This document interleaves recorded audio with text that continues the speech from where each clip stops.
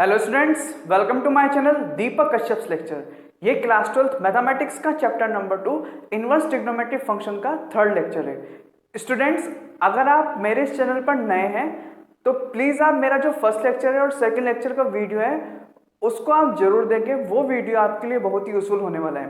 Students, हमने first और second lecture में पढ़ा था कि ट्रिग्नोमेट्रिक फंक्शन क्या होते हैं, ट्रिग्नोमेट्रिक फंक्शन बनते कैसे हैं और जो ट्रिग्नोमेट्रिक एंगल्स की वैल्यूज थी वो कैसे फाइंड करते हैं। फिर हमने लेक्चर नंबर सेकंड में पढ़ा है कि अपने जो एंगल्स को जो डिग्री फॉर्म में होते थे उनको रेडियन में कैसे कन्वर्ट करते थे और इनवर्स ट्रिग्नोमेट्रिक फंक्शन क्या होते हैं और जो किसी भी ट्रिग्नोमेट्रिक फंक्शन का इनवर्स है वो किस कंडीशन में एग्जिस्ट करता है।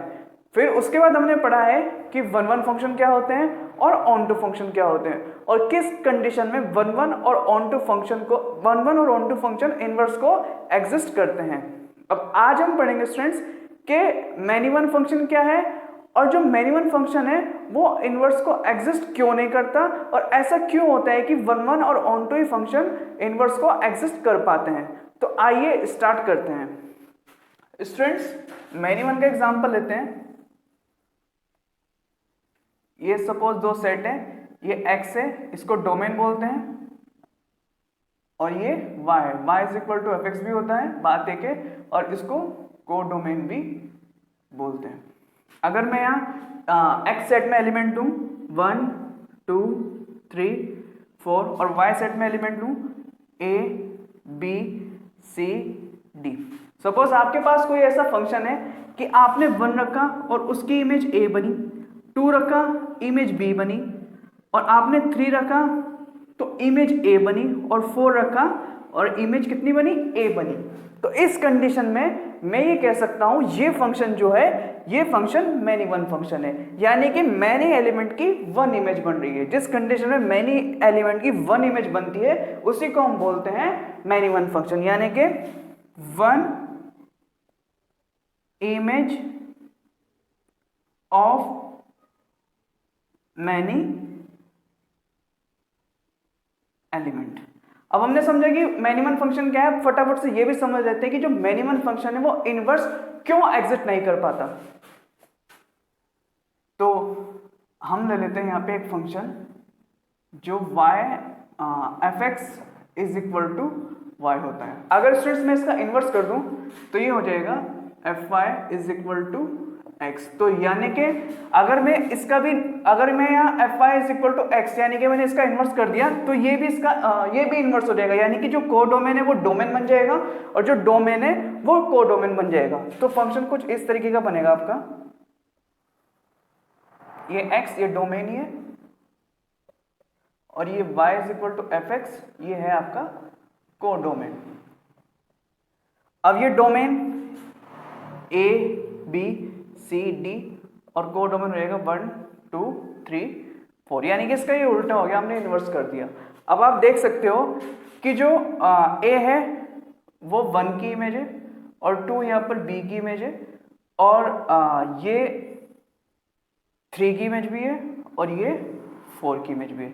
तो यानी कि अब ये जो फंक्शन है यानी कि वन एलिमेंट की मैनी इमेज बन रही है, तो ऐसा पॉसिबल ही नहीं है, ये हमारा कोई भी फंक्शन नहीं है, यानी कि ये फंक्शन एग्जिस्ट ही नहीं करता। तो इसलिए जो मैनी वन फंक्शन है उसका इनवर्स भी एग्जिस्ट नहीं करता। आई होप आपको ये सब क्लियर हो रहा होगा।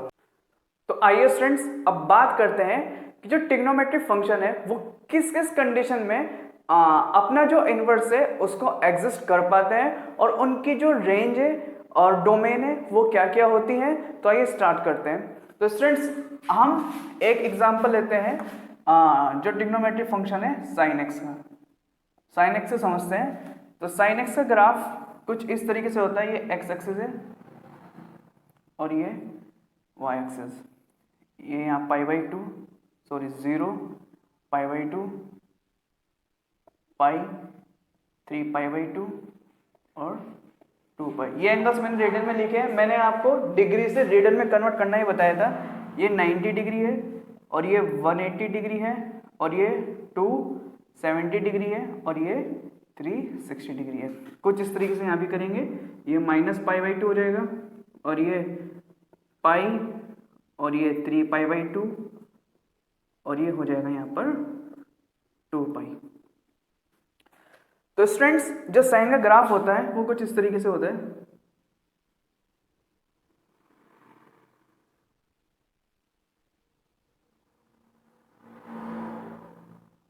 ये कुछ इस तरीके से, ये कुछ इस तरीके से साइन का ग्राफ होता है। जो साइन की रेंज होती है वो होती है +1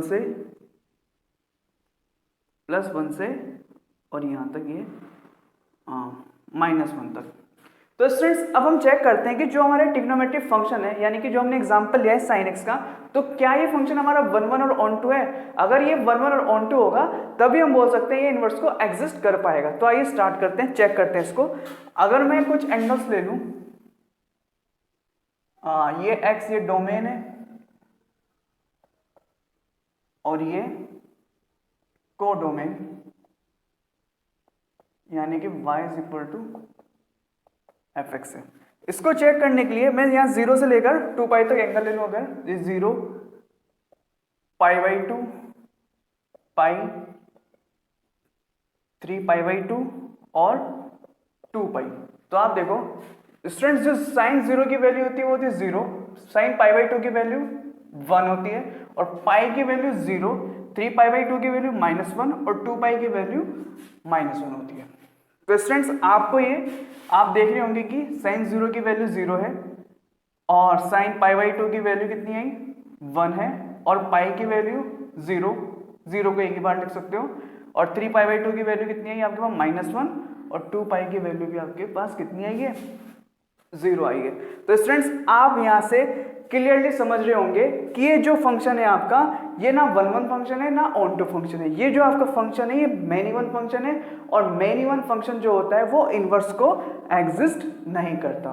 तो इस कंडीशन में हम स्टूडेंट्स क्या करेंगे कि जबरदस्ती अपना जो साइन फंक्शन है इसका इनवर्स बनाएंगे और इनवर्स बनाने के लिए हम कुछ बॉन्डिंग लगाएंगे, कुछ रेस्ट्रिक्शन लगाएंगे जो -π/2 से π/2 तक होंगे, जो -π/2 से π/2 तक होंगे। तो यानी कि हम रेस्ट्रिक्शन लगा देंगे और हम बोलेंगे कि जो ये डोमेन है इसका जो डोमेन होगा वो -π/2 से +π/2 तक होगा और यहाँ पर जो हमारा फंक्शन होगा वो 1 1 होगा और ऑन टू होगा। अगर 1 1 ऑन टू होगा तो इसका इनवर्स भी एग्जिस्ट करेगा। तो अब हम चेक कर लेते हैं -π/2 से π/2 तक क्या ये हमारा फंक्शन 1 1 और ऑन टू है। तो देखिए स्टूडेंट्स, ये अगर आपके पास डोमेन है और ये आपके पास अगर कोडोमेन है, अगर मैं यहाँ π/2 से -π/2 से π/2 एंगल लूँ तो 0 से π/2 इनके बीच से एंगल लेता हूँ, -π/2 और π/2 के बीच के एंगल लेता हूँ, तो 0 से π/2 तक इनका 0 से π/2 इसी के बीच आ रहा है, तो ये 0 और ये हो जाएगा π/6, ये भी इसी के बीच में आएगा, π/4 भी इसी के बीच में आएगा, π/3 और π/2 भी। अब जो स्टूडेंट साइन 0 होता है और साइन π/6 ये आपका 1/2 और साइन π/4 1/√2 होता है, π/3 ये आपका √3/2 और π/2 की वैल्यू 1 होती है। अब आप चेक कर सकते हो इसकी इमेज ये है, इसकी इमेज ये है, इसकी इमेज ये है और इसकी इमेज ये है। तो आप इस कंडीशन में कह सकते हो कि ये जो अब मेरा फंक्शन हुआ ये 1 1 भी हुआ और ऑन टू भी हुआ। क्यों हुआ ऐसा? क्योंकि 1 की इमेज 1 के साथ है और जो डोमेन है वो भी पूरी तरीके से फुलफिल है और जो कोडोमेन है वो भी पूरी तरीके से फुलफिल है। तो इस तरीके से हम कह सकते हैं कि ये जो साइन फंक्शन है ये हमने जबरदस्ती क्या बनाया है, इसका इनवर्स बनाया है। तो इसकी अब जो डोमेन होगी साइन की वो कुछ ये हो जाएगी स्टूडेंट्स,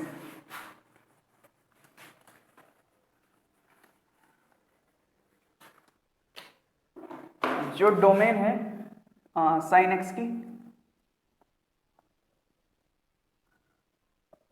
डोमेन और रेंज, डोमेन हो जाएगी इसकी -π/2 से और रेंज हो जाएगी इसकी -1 से 1।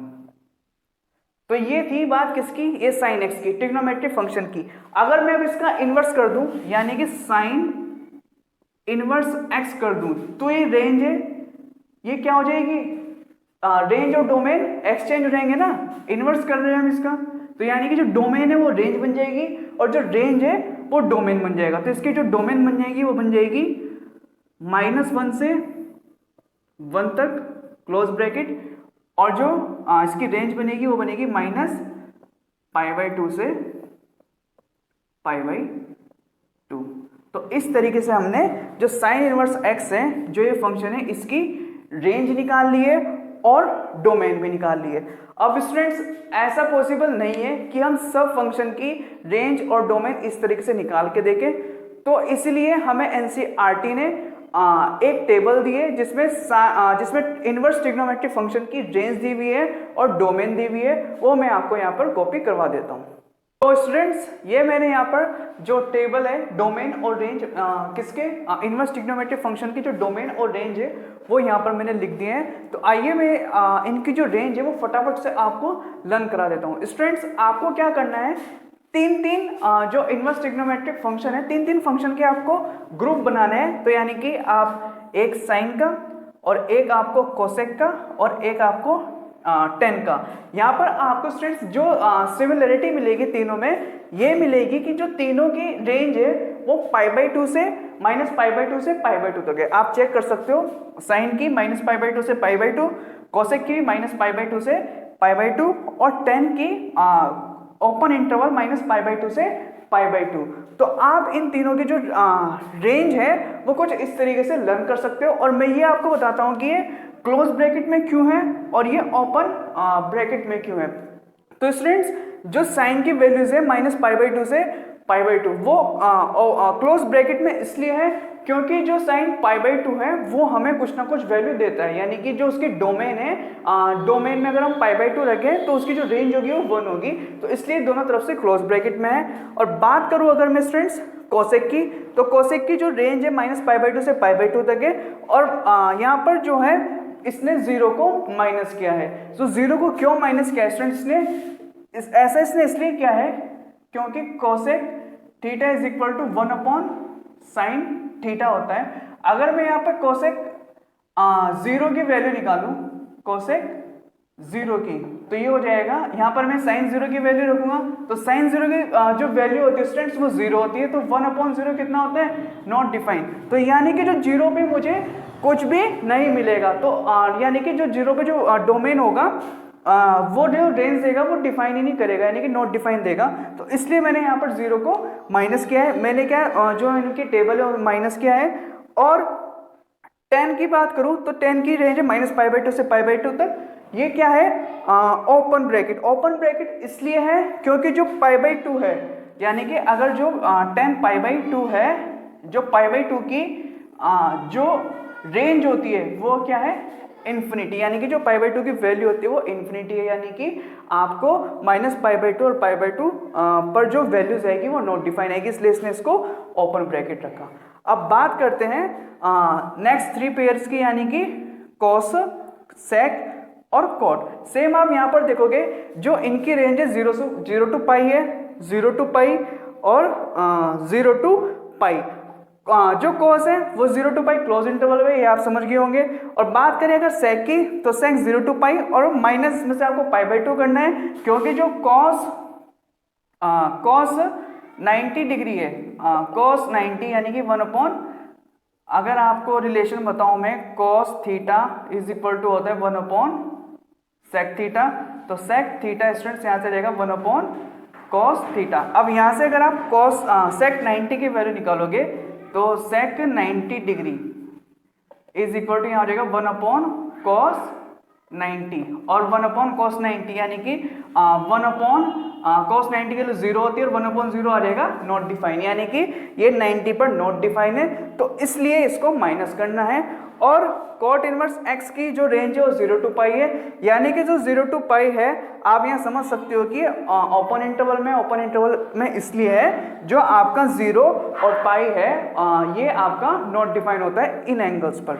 आई होप आपको ये सब क्लियर हो रहा होगा।